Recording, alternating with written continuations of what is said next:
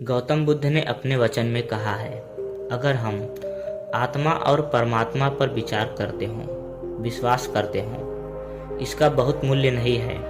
इसमें कोई घबराहट नहीं है।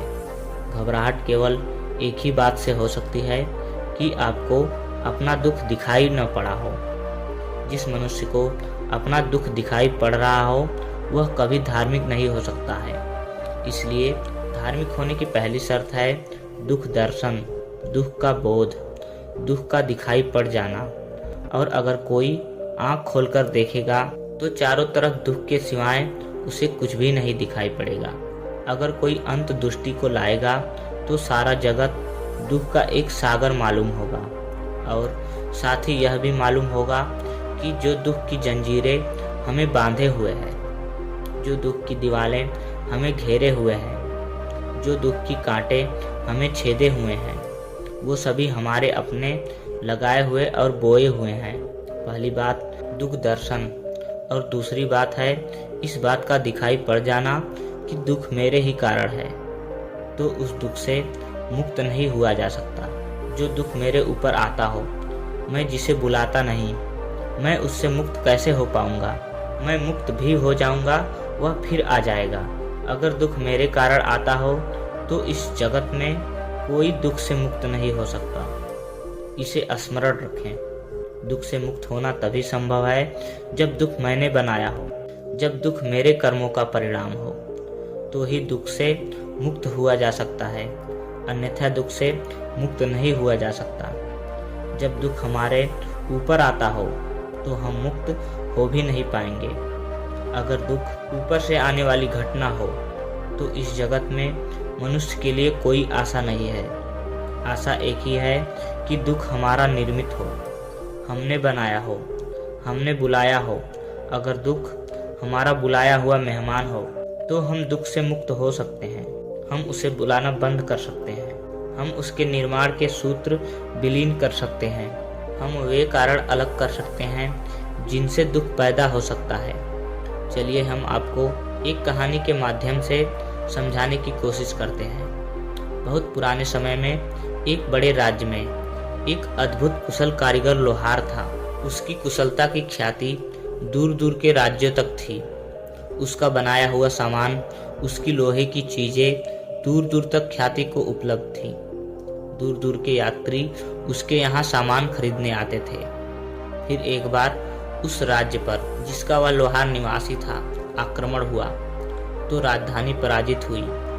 और उस राजधानी में जो भी अमीर लोग थे, सैनिकों ने उनको पकड़ लिया और उनकी हत्या कर दी। उस लोहार को भी पकड़ लिया गया। उसको पकड़कर उन्होंने लोहे की जंजीरों में बांधकर एक गड्ढे में पटक दिया। जब सैनिक उसे गड्ढे में पटक रहे थे तब भी वह लोहार शांत था। उसने कुछ नहीं कहा। किसी ने उससे पूछा कि तुम इतने शांत क्यों हो? तो वह मुस्कुराया। उसने कुछ नहीं कहा। उसे विश्वास था कि वह तो कारीगर है। वह लोहे का इतना बड़ा कारीगर है कि कैसी भी जंजीर हो उन्हें वह खोल लेगा। उसकी मौत इतना आसान नहीं है। जंजीर उसकी हाथों में डाली गई। वह गड्ढे में पटक दिया गया। सैनिक यह सोचकर कि वह अपने आप वहां मर जाएगा, वहां से चले गए। जैसे ही सैनिक वहां से गए, उसने जंजीर की कड़ियां पकड़ी और सोचा खोज लूं कि सबसे कमजोर कड़ी कौन सी है ताकि मैं उखाड़ सकूं। उसने सारी कड़ियां खोजी। एक कड़ी पर आकर वह एकदम से घबरा गया। उसकी सारी मुस्कुराहट विलीन हो गई। उसकी आंखों में एकदम से आंसू आ गए। वह चिल्लाया कि हे परमात्मा, अब क्या होगा? उसने उस कड़ी में अपने निशान देखे। उसकी आदत थी कि वह जो भी चीजें बनाता था कोने में एक निशान कर देता था। और अब वह जानता था कि यह कड़ी मेरी बनाई हुई है। इसमें तो कोई कमजोर कड़ी है ही नहीं। ये निशान मेरे हैं और मैं अपने ही हाथों के चक्कर में आज मारा जा रहा हूँ। और तब वह चिल्लाया कि हे परमात्मा, अब मेरा क्या होगा? लेकिन उसे भीतर से एक आवाज मालूम पड़ी कि घबराने की क्या बात है। अगर कड़ी तेरी बनाई हुई है और अगर तुम इतनी मजबूत कड़ियां बनाने में कुशल रहा है तो क्या उतनी ही मजबूत कड़ियों को तोड़ने में कुशल नहीं होगा? उसे उसी वक्त भीतर एक ख्याल उठा कि अगर इतनी मजबूत कड़ियां बनाने में कुशल रहा हूँ तो क्या इतनी ही मजबूत कड़ियाँ तोड़ने में कुशल नहीं हो सकूंगा? जो जितनी दूर तक बनाने में कुशल है वह उतनी ही दूर तक मिटाने में भी कुशल होता है। उसका विश्वास लौट आया और वह कड़ियाँ तोड़ने में समर्थ हो सका। यह कहानी हम सबकी कहानी है और हम सब गड्ढे में पड़े हैं और हम सबके हाथ पैर में कड़ियाँ हैं और यह हमारी ही बनाई हुई हैं।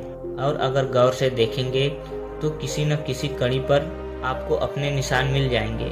आपको दिखाई पड़ जाएगा कि यह मेरी बनाई हुई है और आपको जब लगेगा यह मेरी बनाई हुई कड़ियाँ है और मैं खुद उनमें बंधा हूँ। इस दुनिया में कोई किसी दूसरे का कैदी नहीं है, हर आदमी अपना ही कैदी है और हर आदमी के हाथों में अपने ही जंजीरें हैं, किसी दूसरे के नहीं। इसलिए अपने दुख का किसी दूसरे को दोष मत देना। कभी किसी दूसरे को नहीं सोचना चाहिए कि यही मेरे दुख का कारण है। एक ही आशा है कि कारण मैं हूँ, तो कारण को तोड़ दिया जाए। यह जमीन ऐसे ही रहेगी, लोग ऐसे ही रहेंगे, लेकिन मेरा दुख विलीन हो जाएगा। आप अपने दुख का अनुसरण करें, अपने दुख का विचार करें। क्या है आपका दुख? क्या है आपका पीड़ा? आपको हर पीड़ा में खोजने पर अपने ही हाथ की बनी हुई कड़ी दिखाई पड़ेगी। उस कड़ी को हम अपने शब्द में कर्म कहते रहे हैं, लेकिन हम अपने को रोज बांध रहे हैं।